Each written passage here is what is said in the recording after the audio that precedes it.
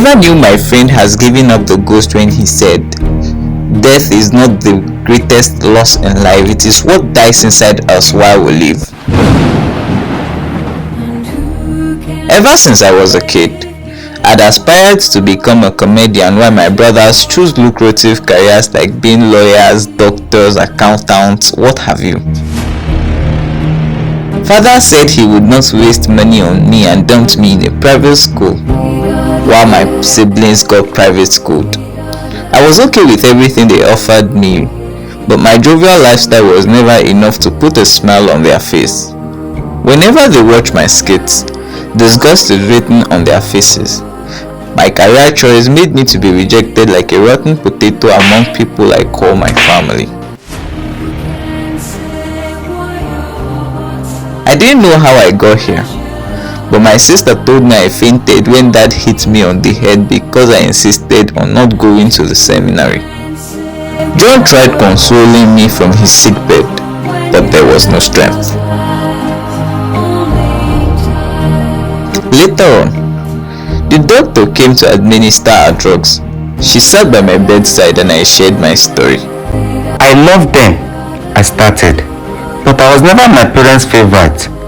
I had my share of depression at a tender age. I was emotionally and psychologically abused by my mother, who never created a chance for me to express myself to her. I had a dream to become a visual story artist, but no one supported me.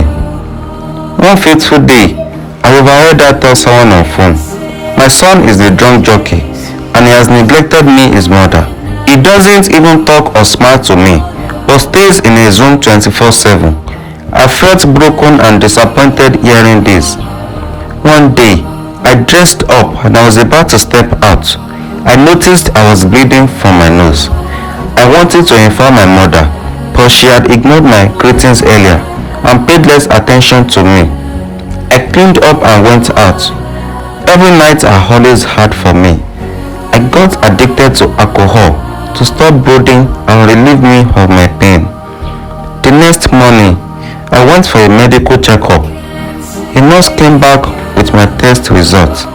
She said, "I have been diagnosed of leukemia and kidney failure." I left the hospital with a heavy pain in my mind.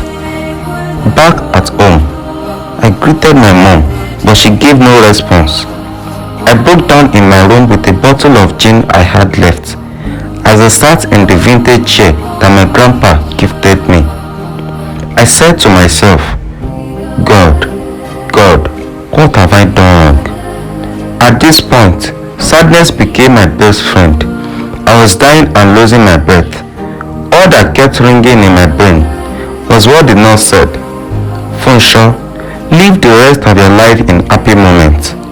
I put on my best attire like I was preparing for a dinner party with the president. I stood before my mirror, asking myself if I would make it or not. I didn't know when tears rolled down my face. I had the thought of going to the stadium, where I spent most of my time. Probably I can be there one last time. Leaving the house was the last thing I remembered when I woke up. I tried consoling Joshua, who started crying uncontrollably. "Josh, can you put on a smile?" I said as we both smiled together before he asked me for a wish. It's been long my mom saw me smile. I would love her to see me smile one last time. Even though death is not the greatest loss, it is what dies in us while we live.